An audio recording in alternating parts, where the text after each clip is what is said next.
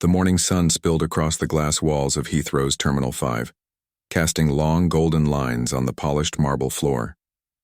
Travelers hurried in every direction, business people with sleek suitcases, families corralling sleepy children, and solo adventurers sipping overpriced coffee before their flights. Among them stood a woman who looked utterly ordinary, almost invisible in the blur of motion. Plain navy jeans, a soft gray sweater, and an old brown leather bag slung over her shoulder. Her hair, neatly tied back, framed a face that was calm, gentle, and quietly confident. Her name was Clara Hensley, and to everyone around her she looked like just another economy passenger waiting for a flight. What no one knew, not the flight attendants, not the gate agents, not the dozen passengers who cast sidelong glances, was that Clara wasn't just another traveler. She was the founder and majority owner of Celestial Air, one of the most successful luxury airlines in the world. Clara had arrived early, as she always did, preferring to observe the rhythm of her airline's daily operations without anyone knowing who she was. Disguised in simple clothes, she had been doing this for years, traveling unannounced to experience the service from the passenger's point of view. Her philosophy was simple: you can't lead what you don't understand from the ground up. But this particular morning was different. Clara wasn't inspecting a scheduled Celestial Air route. She was flying on a partner airline, one her company was considering acquiring, a smaller competitor known for its inconsistent service but strong route network. She wanted to see firsthand how their staff treated passengers before making her final decision. The gate display flashed. Flight 229 to New York, boarding soon. A flight attendant approached the counter, crisp in her uniform, her smile professional but clearly practiced. She began scanning boarding passes, greeting the line of passengers that had begun to form. Clara stepped forward when her row was called, boarding pass in hand, ready to take her seat quietly and observe. But as she reached the counter, the attendant's smile faltered. Her eyes moved from Clara's worn leather bag to her inexpensive shoes, then up to her simple gray sweater. The attendant's voice tightened slightly as she said, "Ma'am, are you sure you're at the right gate?" Clara blinked, slightly taken aback. "Yes, this is Flight 229 to New York, correct?" she asked, her tone polite. "Yes," the attendant said, still studying her skeptically. "But this is a full flight. May I see your ticket again?" Clara handed over her boarding pass without hesitation. The attendant glanced at it, frowned slightly, and looked back at her. "I'm sorry, but this is a business class ticket," she said pointedly, as if stating the obvious to someone who couldn't possibly afford it. "I'm aware," Clara replied softly, offering a small smile. "I booked it myself." The attendant hesitated, then lowered her voice. "Ma'am, business class seats are reserved for premium passengers." "I'm afraid this section requires what?" Clara interrupted gently, her tone calm but her gaze unwavering. The woman froze, caught between embarrassment and authority. Before she could respond, another attendant, younger, visibly inexperienced, joined her at the counter. "Is there a problem?" she asked. The first attendant leaned closer, whispering, "She's claiming to have a business class seat, but—" The younger one gave Clara a quick glance and immediately drew her own conclusion. Her expression hardened. "I see. Ma'am, can you please step aside while we verify your booking?" Several passengers in line began watching, curious. Clara felt the familiar weight of public scrutiny, the uncomfortable shift of eyes, the judgment that came from appearances. But instead of frustration, she felt something else, a quiet sadness. She had seen this too many times. People judged for how they looked, what they wore, or what they carried. "I don't mind waiting," she said softly, stepping aside. Minutes passed. The attendants huddled near the counter, typing rapidly on their screens. Clara waited patiently, her demeanor calm. Behind her, two men in designer suits whispered audibly. "Some people will do anything for an upgrade," one said, smirking. The second chuckled. "She doesn't look like she belongs in business class, that's for sure." Clara didn't flinch. She had learned long ago that silence was often more powerful than defense. But she noticed the nervous glances from the other passengers, the small smiles of judgment, and the dismissive tone of the attendants who continued to whisper behind the counter. Finally, the older attendant returned, her expression tight. "Ma'am, your booking seems unusual. Can you tell me how you purchased this ticket?" Clara met her gaze. "Through your airline's website," she said simply. I used my company card. Your company card? The attendant repeated skeptically. And what company is that? Clara hesitated for a moment. She wasn't ready to reveal her identity just yet. Celestial Holdings, she replied evenly. The attendant frowned. I'll need to speak with my supervisor, she said stiffly. As the minutes dragged on, more passengers boarded. The once empty waiting area now felt heavy with tension. The supervisor arrived, eyed a tall, confident man in a perfectly pressed uniform. He glanced at Clara, then at her ticket. Is there a problem here? She's trying to board business class, the attendant said quickly, but her ticket looked suspicious. The supervisor took the boarding pass, scanned it, and frowned.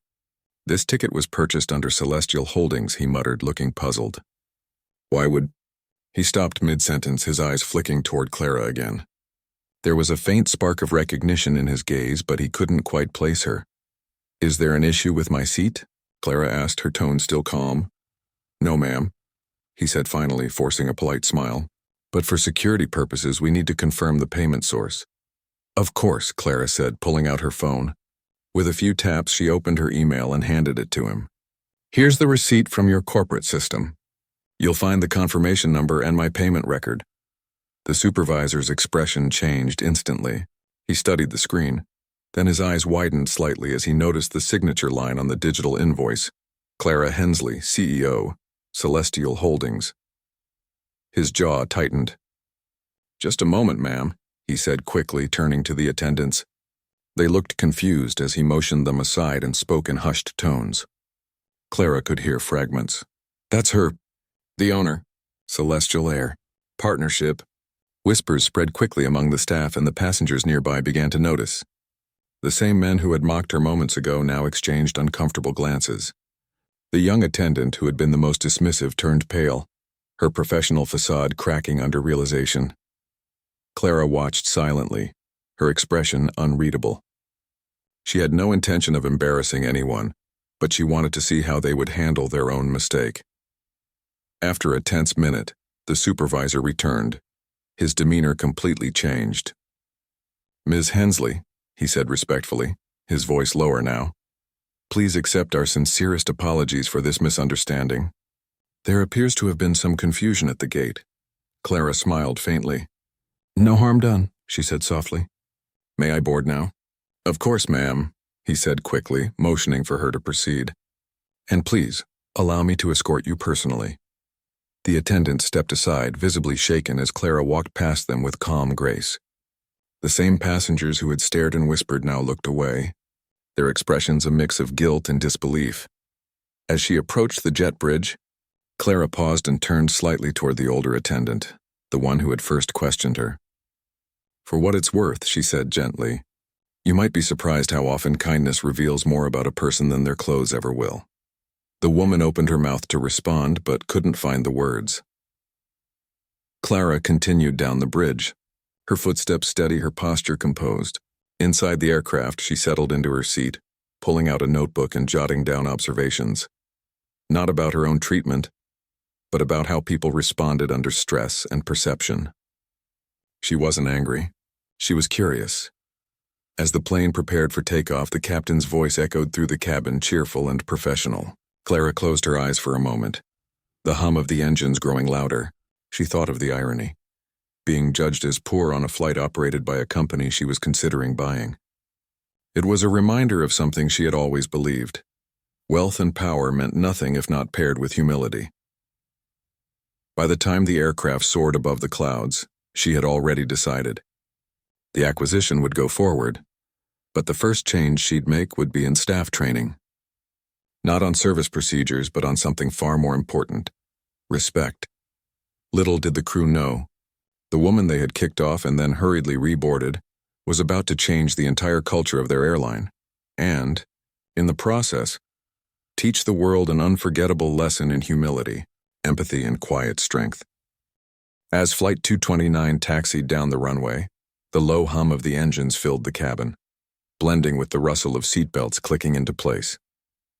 The clouds outside shimmered like soft white cotton in the morning sun, and the world below slowly shrank to a blur of cities and silver rivers. For most passengers, this was just another flight to New York.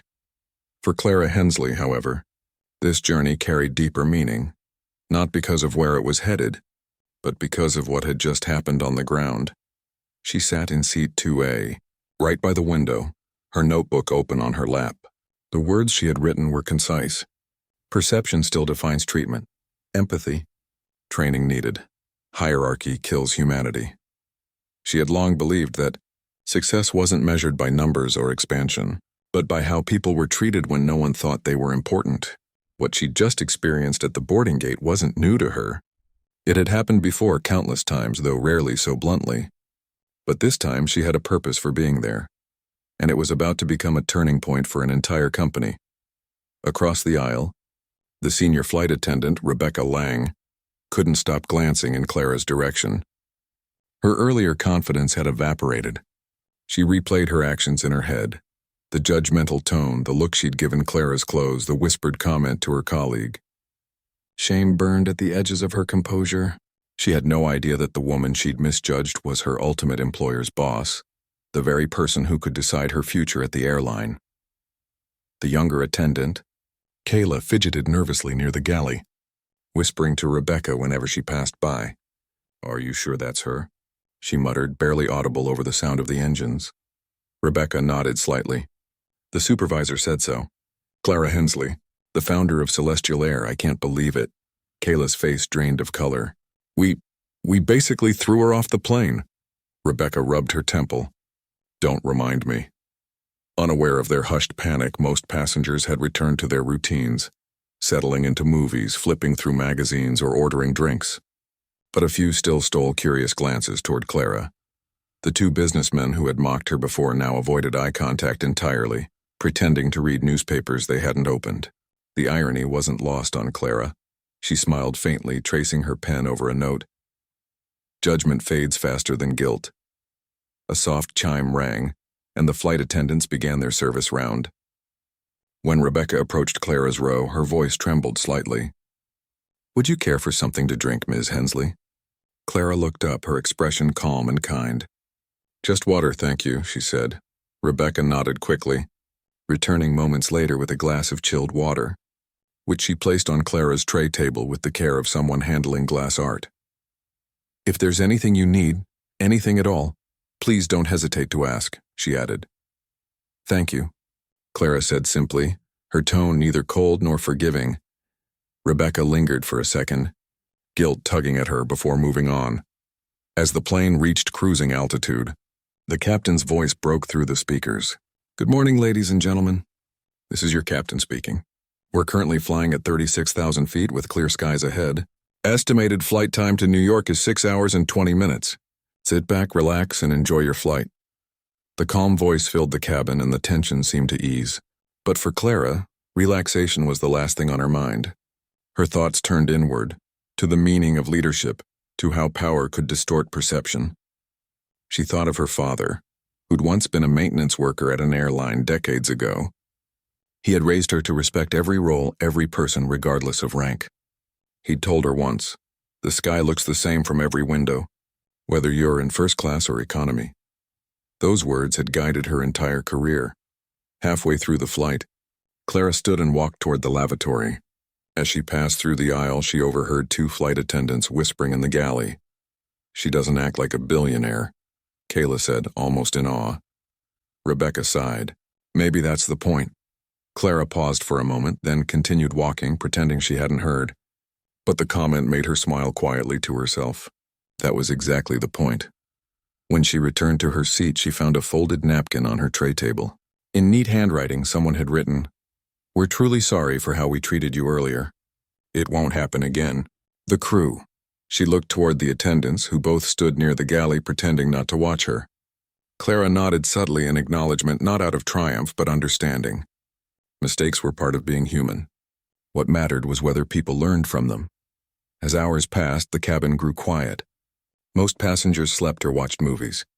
Clara opened her laptop and began drafting a report to her executive board, a confidential memo she would send after landing. The title read, "Acquisition Assessment, Aurora Airways, Flight 229 Experience." She began typing, "Observation. Ground crew and flight attendants exhibit poor empathy calibration, training overly focused on appearance-based service tiering. Recommend restructuring onboarding program and customer interaction modules to prioritize respect across socioeconomic indicators. She paused, her fingers hovering over the keyboard. Beneath the professional tone, she wanted to add something more human, something that captured the moral weight of what she had just witnessed. She typed, "Reminder. The next time we decide who looks like they belong somewhere, remember that the sky belongs to no one, and to everyone at once." Satisfied, she saved the document and closed her laptop. The flight attendants, now aware of who she was, went out of their way to maintain professionalism. They served meals with precision, offered assistance proactively, and even smiled sincerely. But Clara could see the subtle anxiety behind their eyes, the fear of having made an irreversible mistake. She didn't hold it against them. She'd been young once too, unsure and reactive under pressure. What she wanted was growth, not guilt. As dessert was served, the captain appeared from the cockpit, stretching his shoulders before walking down the aisle. He was tall, with a confident smile and kind eyes. Captain Marcus Reed, a veteran pilot known for his composure and leadership. He stopped by Clara's seat. "Ms. Hensley," he said with genuine warmth, "it's an honor to have you aboard. I wish I'd known sooner. I'd have welcomed you personally." Clara looked up, returning his smile. "It's quite all right, Captain. I was hoping to travel unnoticed," he chuckled. "You succeeded, though I suspect that's changed now." Clara nodded. "Word travels fast, and even at 36,000 feet. Reed laughed softly, then leaned slightly closer. "If I may, I've always admired how you run Celestial Air. I've heard your policies focus on empathy first, procedure second. That's rare in this industry." Clara tilted her head thoughtfully. "Empathy and efficiency don't have to compete," she said. "When you treat people with respect, they perform better, whether it's flying a plane or serving coffee." Reed smiled. "Well said. I'll remember that." As he walked away, Clara's thoughts drifted again. The irony of being kicked off a plane for looking poor wasn't lost on her. It was poetic, almost cinematic, a perfect reflection of how humanity often mistakes simplicity for insignificance. But the truth, she knew, was that real strength hides in restraint and real wealth shows in how one treats others. By the 5th hour, turbulence shook the cabin slightly. A few passengers gasped, clutching armrests, while the attendants quickly moved to secure loose items. Clara remained composed, her eyes steady on the horizon outside. The pilot's voice came over the intercom again, reassuring everyone, "Just a bit of rough air. Folks, nothing to worry about." As the plane steadied, Rebecca returned, kneeling slightly by Clara's seat. "Ms. Hensley," she began softly, "I just wanted to say again, I'm deeply sorry for how I acted earlier. It was unprofessional and unfair." Clara studied her face, the sincerity, the nervousness, the remorse. "What matters," she said gently, "is not that you made a mistake. It's that you recognize it. That's how you grow, as a person and as a professional." Rebecca nodded, visibly emotional. "Thank you. That means more than you know." Clara smiled. "Just promise me one thing. Treat everyone as if they could own the airline." Rebecca's eyes widened slightly. "I will," she whispered. The rest of the flight passed peacefully. As the lights dimmed and the passengers dozed, Clara gazed out the window at the vast expanse of sky, endless, borderless, and free. She thought of how fitting it was that this element, which no one could own, mirrored the very lesson humanity kept forgetting: equality, humility, and perspective. She didn't need to announce her identity or lecture anyone. Her presence alone had already changed the tone of the flight. And she knew that when they landed in New York, her influence would ripple far beyond this single journey, reshaping the airline industry, one humble lesson at a time. The girl they had judged by her clothes had turned out to be the woman who owned the sky. And as the first glimpse of the Atlantic shimmered beneath the rising sun, Clara Hensley leaned back in her seat, a faint smile playing on her lips. The storm of misunderstanding had passed, but the lesson it left behind would remain, written in the quiet blue of the sky. The golden horizon stretched ahead as Flight 229 began its descent toward New York's JFK Airport. The captain's calm voice filled the cabin once more, breaking the still hum of the engines. Ladies and gentlemen, we'll be landing shortly. Please fasten your seatbelts and ensure all electronic devices are secured. Local time is 8:47 a.m. and the weather is clear. Passengers stirred awake, stretching stiff limbs and gathering belongings. But beneath the routine motion of the descent, something unspoken lingered. A quiet tension. Everyone on board now knew who the woman in seat 2A really was. The story had spread like wildfire through whispers, from the flight attendants to the passengers who had witnessed the confrontation at the gate. The girl who was almost thrown off the plane wasn't just a regular traveler. She was Clara Hensley, the elusive CEO and majority owner of Celestial Air, one of the fastest-growing luxury airline groups in the world. Rebecca, the senior attendant who had judged her earlier, could barely breathe normally. Every movement felt heavy, every glance toward Clara a reminder of her mistake. Her training manuals never covered this. How to face the person you had humiliated when they turned out to own the very wings carrying you through the sky.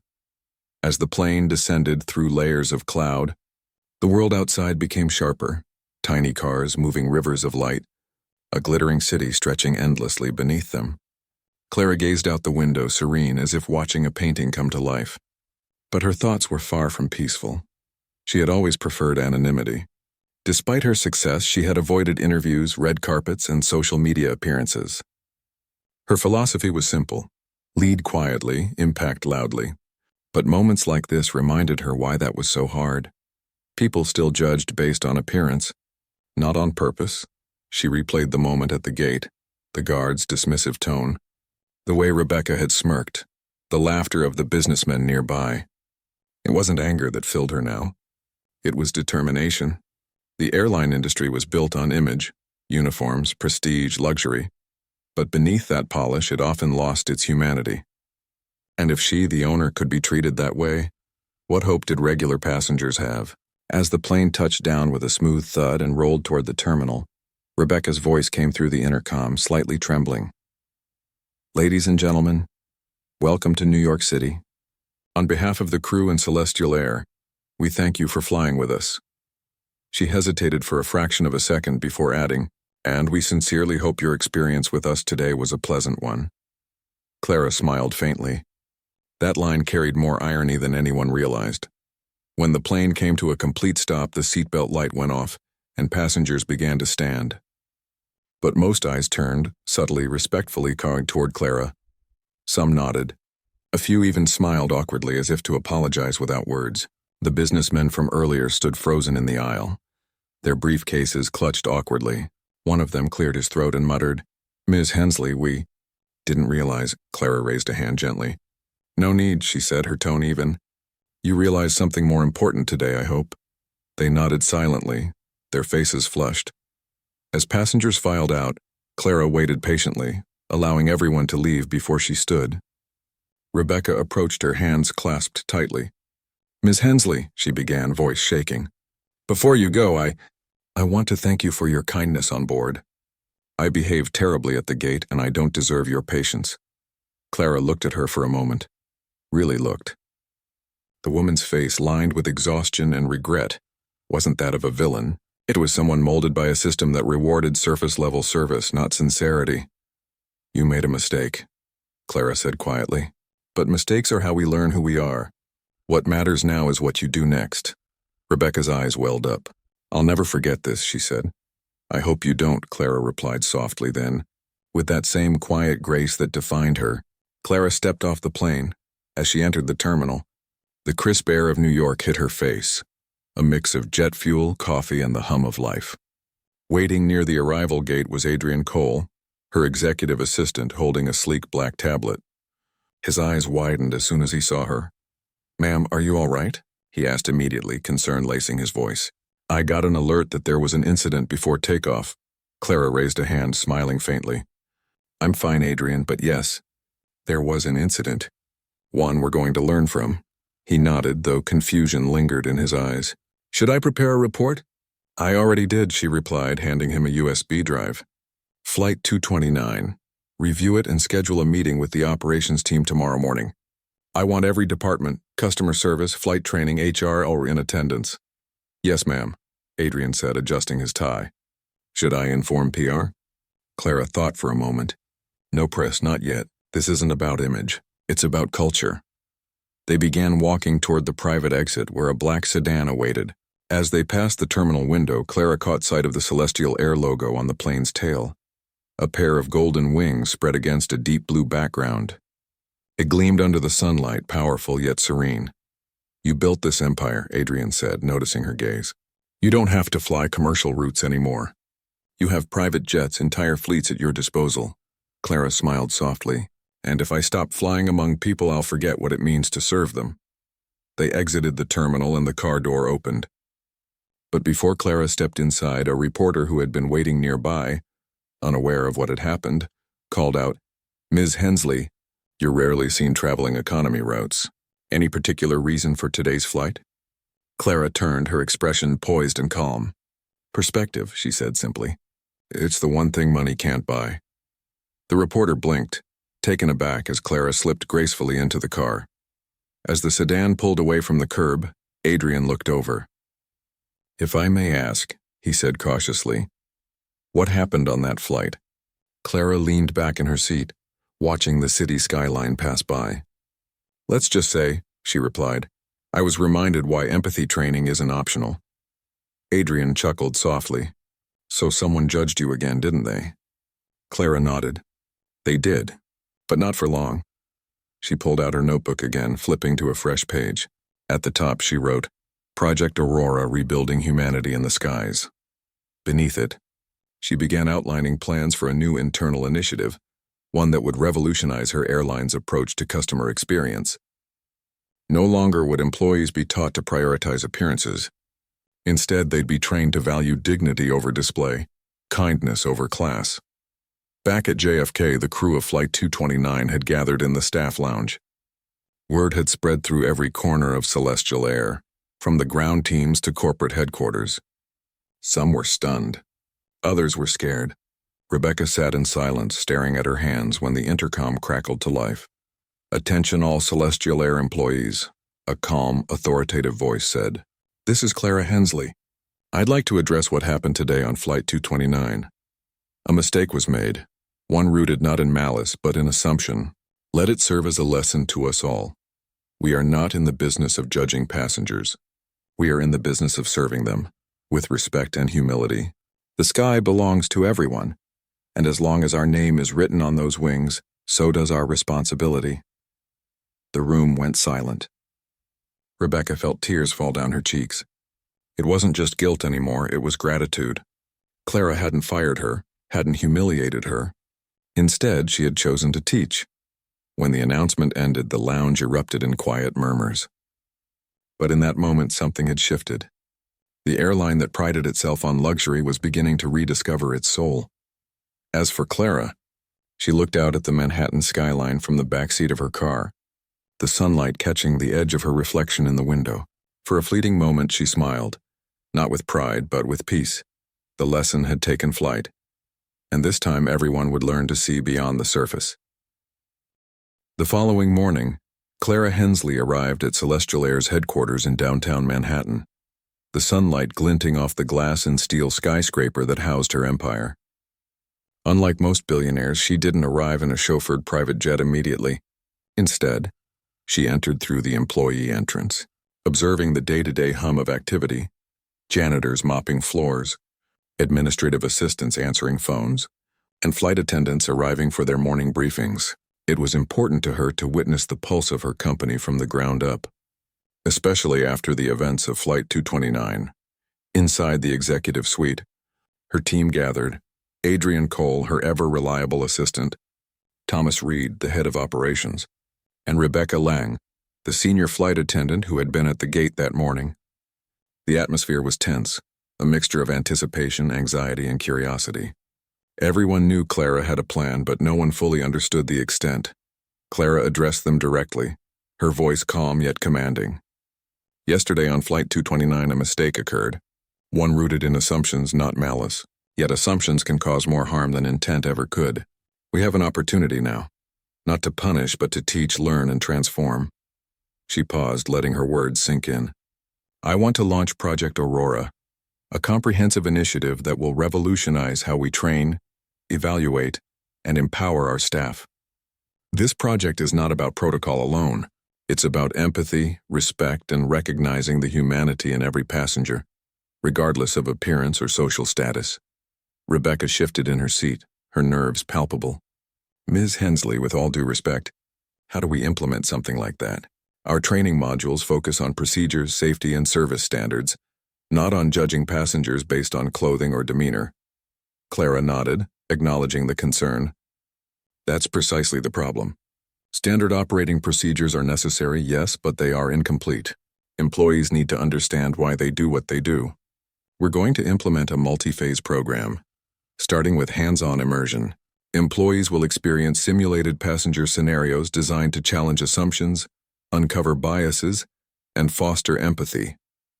Adrian leaned forward.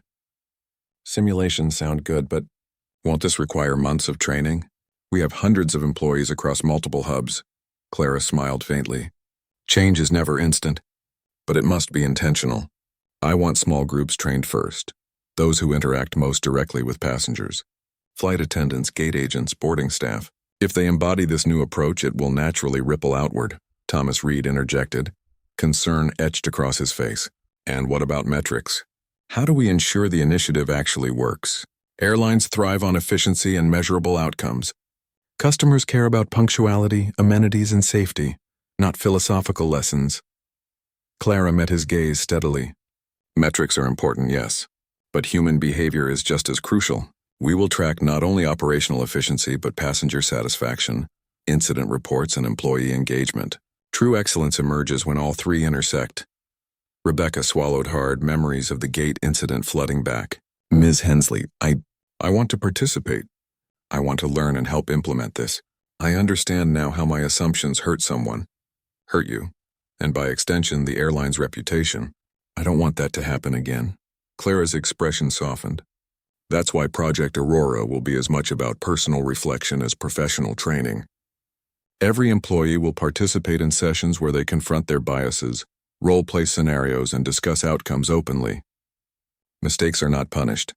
They are opportunities for growth. The following week, Project Aurora officially launched. Groups of flight attendants, gate agents, and junior staff gathered in conference rooms across the headquarters, guided by Clara herself. The first exercise was deceptively simple. Participants were shown a series of photographs depicting passengers of various ages, clothing styles, and perceived socioeconomic status. For each image, employees were asked to write down their initial impressions and how they believed the passenger would behave. When the answers were revealed, the room fell silent. Every participant, without exception, had made assumptions, some minor, some glaringly offensive. Clara didn't lecture. Instead, she asked questions. Why did you assume that? How would your service have changed if the person had turned out to be wealthy, powerful, or influential? And finally, how would a truly professional response look? This process wasn't easy. Many employees squirmed in their seats, realizing that unconscious biases had influenced their judgments for years. Some openly admitted shame. Others resisted, defensively claiming their instincts were practical. Clara let them struggle. She understood that real learning often comes through discomfort, not instruction alone. The next phase of Project Aurora was immersion. Employees were randomly assigned roles as both staff and passengers. Some played passengers with modest attire, speaking softly and carrying minimal luggage. Others were assigned extravagant outfits and entitled attitudes. Flight attendants had to navigate each scenario, respond appropriately, and reflect on how their perceptions influenced their interactions. Rebecca, who had once judged Clara, now found herself role-playing as a gate agent facing a difficult passenger. The simulation was jarring. Her instincts initially led her to mirror past behaviors: quick judgment, subtle impatience, minor condescension. But the facilitator, guided by Clara's notes, intervened, asking Rebecca to pause and observe without judgment.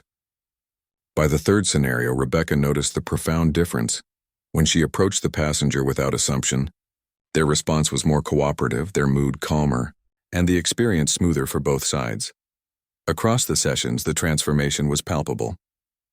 Employees began reporting insights like, "I never realized how often my first impressions dictate my tone." and I now understand that patience and respect prevent conflict more effectively than authority. Clara encouraged journaling, reflection, and open discussion, creating a culture where honesty and vulnerability were celebrated as strengths, not weaknesses. By the end of the first month, results were evident. Passenger complaints decreased sharply, employee satisfaction increased, and even efficiency metrics improved. Simple gestures, asking passengers politely before making assumptions, listening attentively, and providing help without presuming entitlement, created measurable improvements in both service quality and morale. Clara observed quietly during these sessions, rarely intervening except to ask probing questions or gently redirect thinking. Her presence alone was a subtle lesson. Leadership was not about commanding, but about modeling calm authority, empathy, and integrity. Staff who had once judged her harshly at the gate now approached her with respect and curiosity, eager to learn rather than fearing reprimand. But Project Aurora's ultimate test was still to come, the real-world application.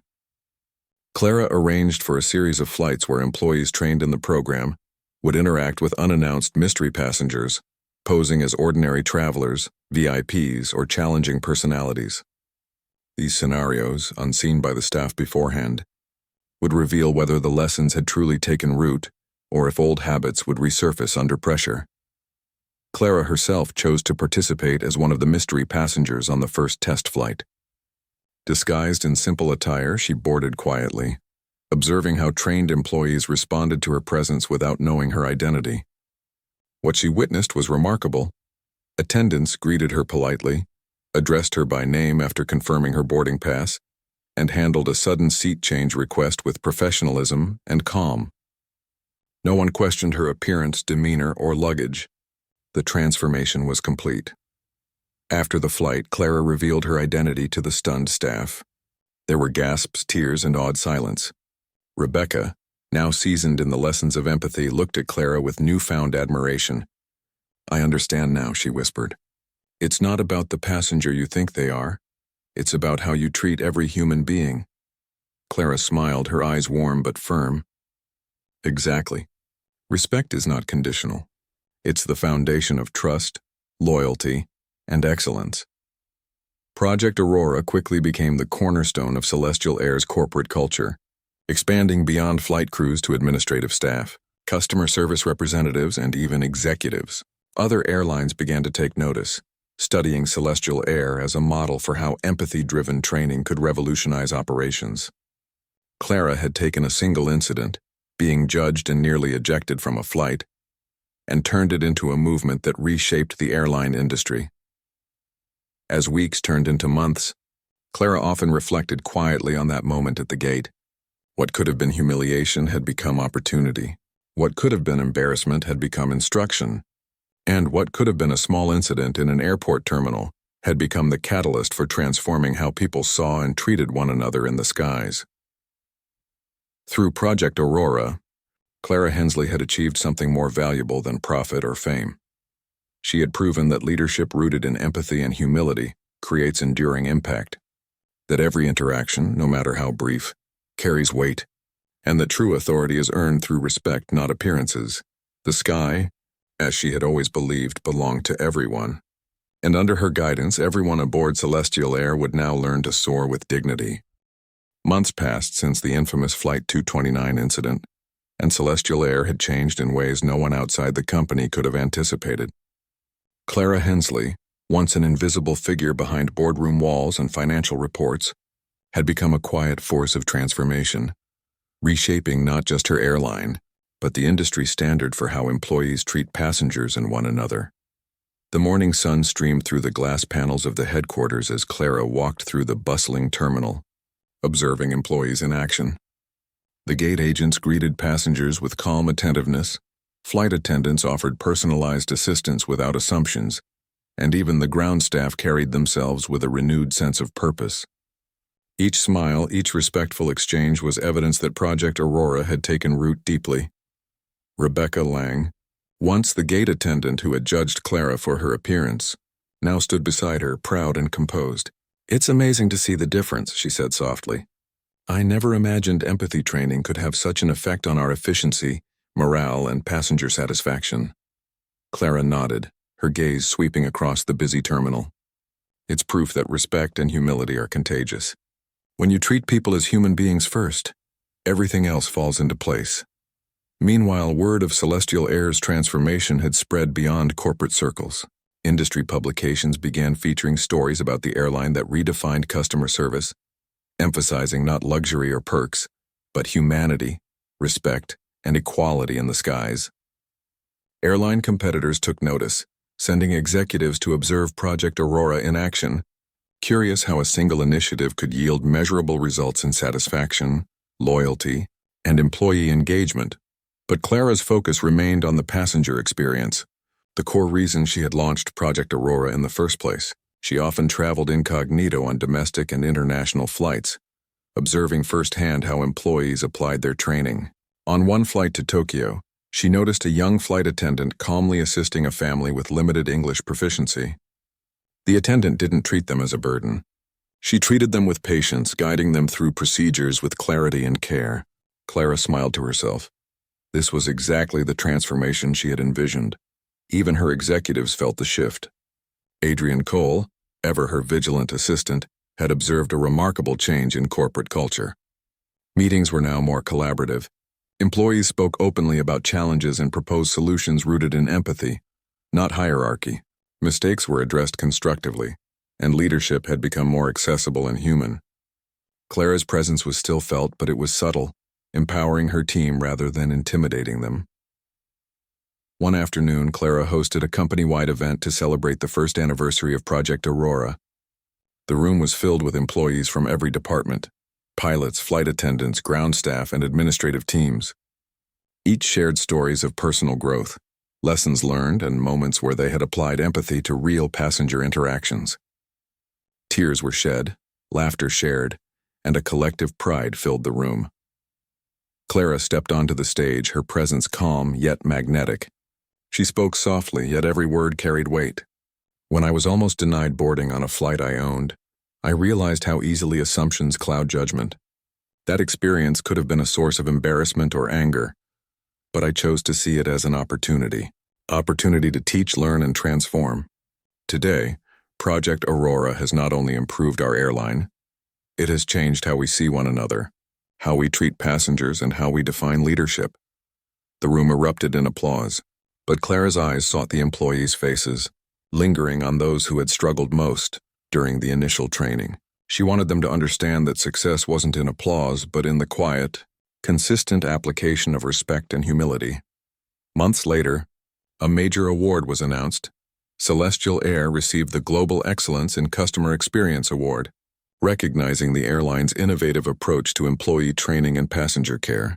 Reporters and industry leaders sought interviews with Clara, but she remained elusive, preferring to let the results speak for themselves.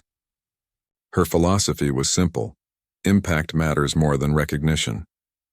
Meanwhile, the employees she had trained continued to implement Project Aurora's principles in every corner of the airline.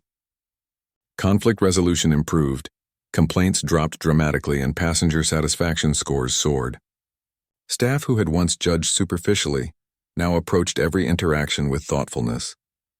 Even minor gestures, holding doors, remembering passenger names, assisting with luggage without assumption, became hallmarks of the airline's culture.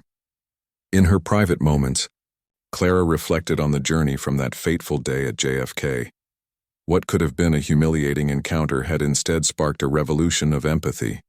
She had transformed a moment of judgment and ignorance into a lifelong lesson for an entire organization. The woman who had been mistaken for poor had shown the world that leadership, humility, and respect could coexist with wealth and power. As she boarded her personal jet later that evening, Clara looked down at the runway below, the city lights glittering like a constellation on Earth. She smiled faintly. The skies she loved were no longer just a realm of transportation or profit. They were a realm of humanity, where every passenger, every employee, and every flight could be touched by respect, dignity, and care. And as her aircraft lifted into the night, Clara Hensley thought quietly to herself, "The sky doesn't belong to the wealthy or the powerful or the privileged. It belongs to everyone, and every interaction, every choice could either honor that truth or betray it. She had chosen to honor it, and in doing so had changed the world above the clouds forever. The journey was far from over. Every flight, every passenger, every interaction was another opportunity to teach, to learn and to soar, not just through the sky, but through the hearts of everyone who traveled it. Clara leaned back, closing her eyes, the hum of the engines beneath her. She had faced judgment, disbelief, and error, and now, with quiet confidence, she knew that her vision had taken flight, soaring higher than any airplane ever could.